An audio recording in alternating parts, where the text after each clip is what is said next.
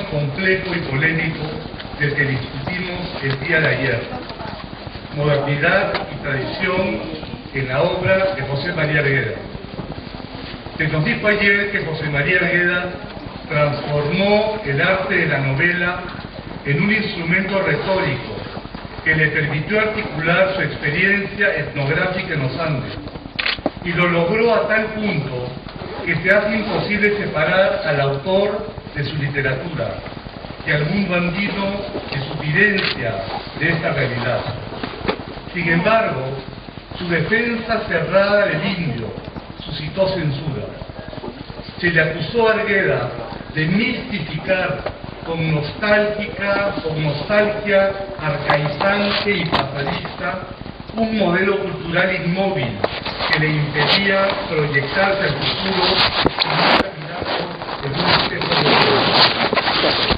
El día de ayer, Bernardo Kempo recordó la mesa redonda sobre todas las sangres realizada en el IEP en 1975. En aquella ocasión, el crítico literario Sebastián Salazar Bondi le advirtió a Argueda que desde un punto de vista sociológico, su novela no servía como documento o testimonio válido de la realidad peruana.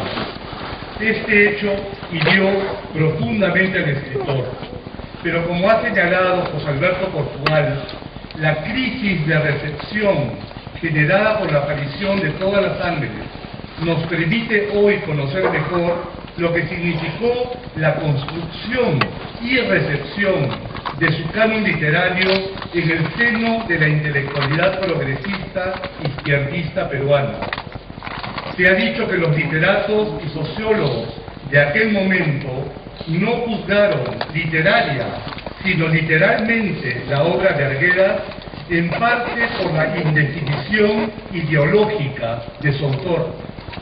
Y fue por eso también que en aquella mesa redonda se le recriminó a José María de no tener un modelo coherente de cambio social, cuando en sus novelas y cuentos describía la cultura indígena, lo hacía como si se tratara de una realidad abstracta, de una verdad metafísica, congelada en el mundo de las ideas y no de una realidad social sujeta a cambios.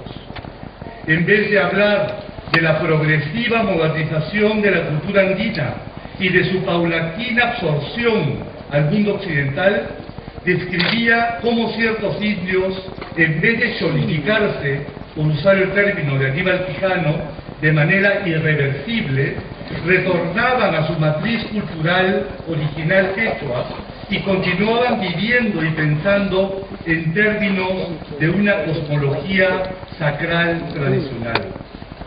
En sus novelas y ensayos antropológicos, Arguedas dijo esto y mucho más. Al igual que otros antropólogos de otras latitudes del mundo, Arguedas documentó los efectos devastadores e irreversibles del industrialismo y el capitalismo moderno. Este había logrado destruir costumbres, tradiciones y modos de pensamiento de origen prehispánico que habían sobrevivido intactos incluso después de la conquista española.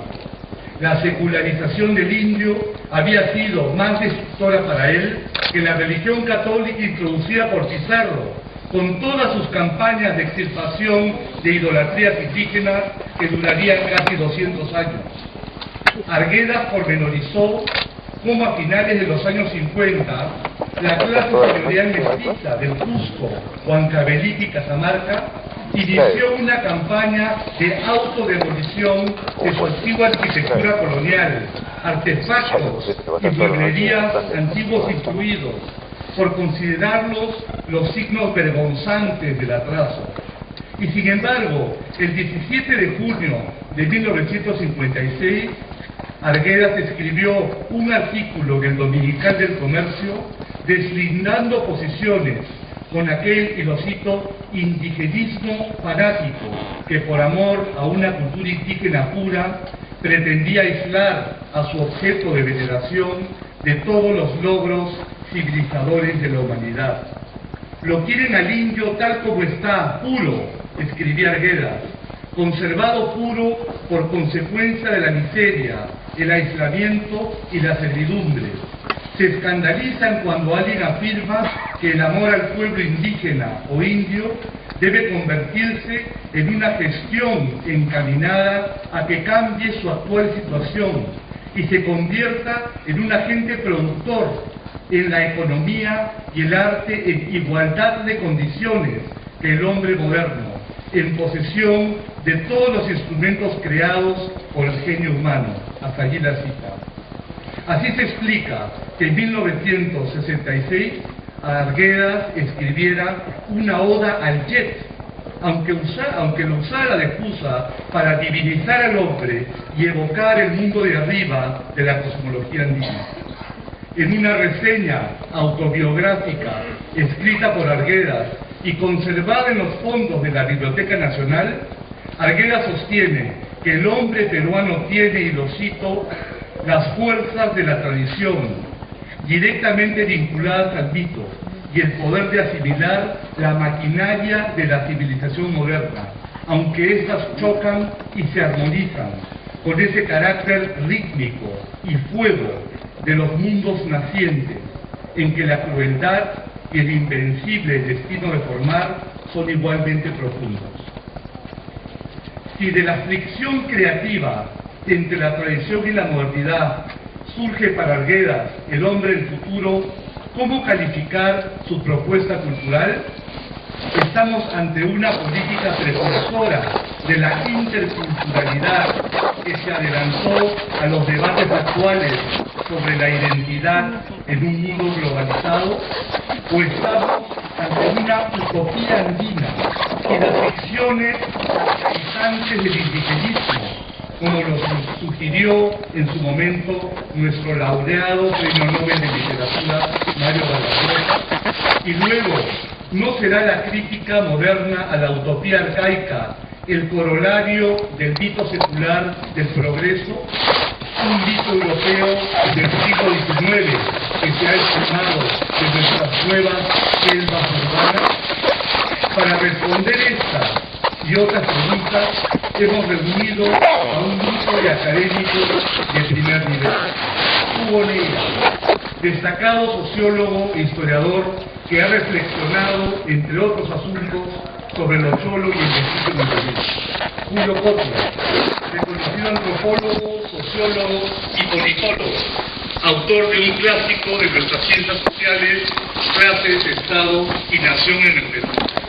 Guillermo Rochabrún, sociólogo y editor de la Mesa Redonda de Todos los Ángeles. Gonzalo Portocarrero, conocido sociólogo que ha investigado las problemáticas del mestizo, la violencia política y el opus agrediano. Edmundo Murugarra, miembro del Consejo Nacional de Educación, especialista en Arguedas. Rodrigo Pompoya, antropólogo y peruanista, a quien he tenido el honor de tener como profesor universitario en San Marcos, especializado en los movimientos indígenas en Latinoamérica y amigo personal y discípulo del propio José María Arguedas.